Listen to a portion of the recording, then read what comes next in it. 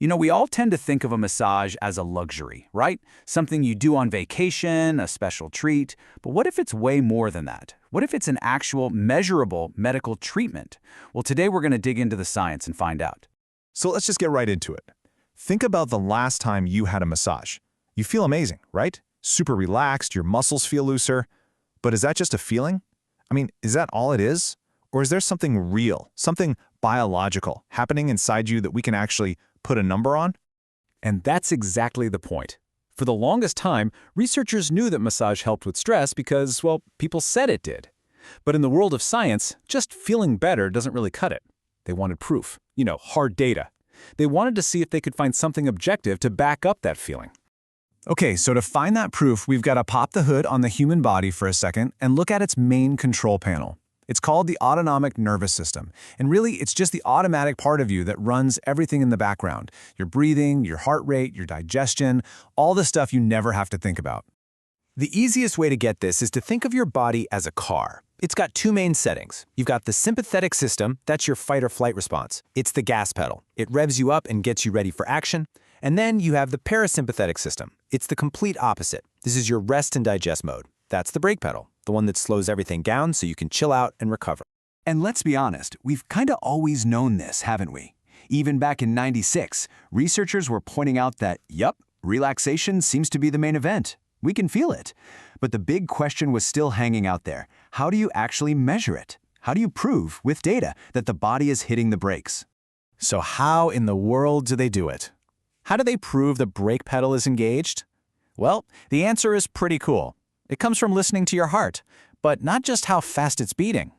They found this really clever way to basically eavesdrop on your body's internal control panel. And the tool they use is called heart rate variability, or HRV for short.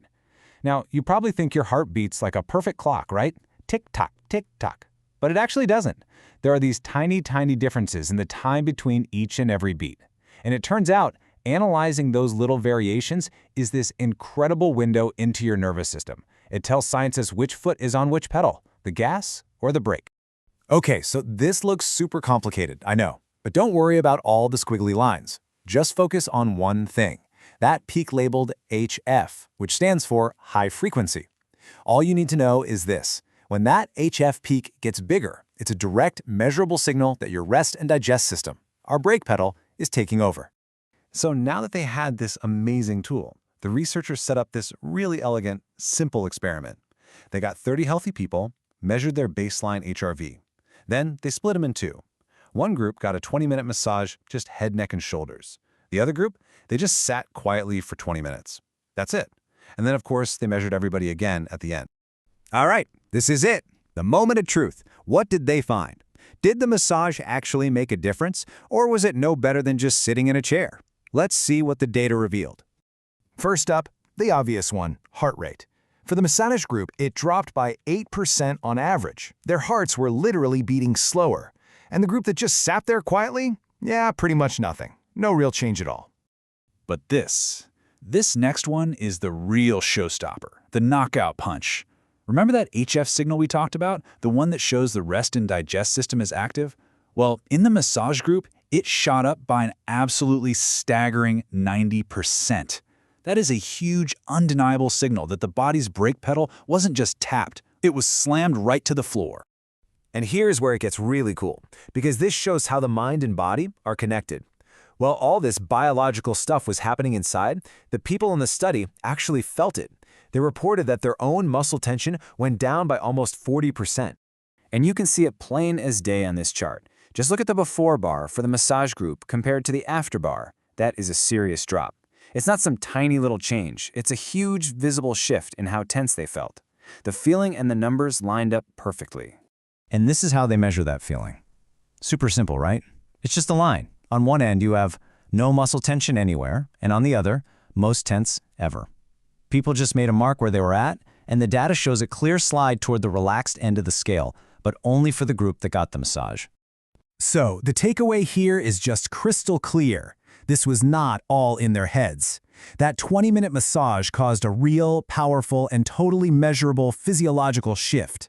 It literally flipped a switch on their internal control panel, moving them out of stress mode and deep into relaxation. Okay, so that's all pretty mind-blowing data. It's awesome to see the science finally prove what we've all felt. But, so what? Why does this really matter to you and me? What's the bigger picture here?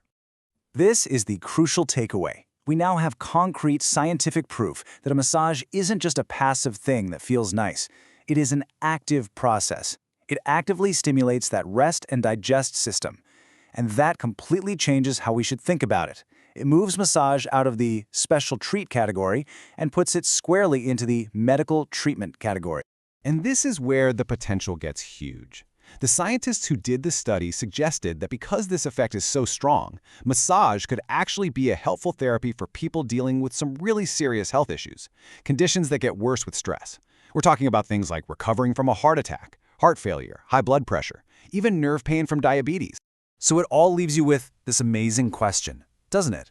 If a simple 20-minute massage has this much measurable power to change our biology for the better, it really makes you wonder, what other simple things in our lives, the things we often dismiss as just nice feelings, are actually powerful, untapped treatments just waiting for science to catch up?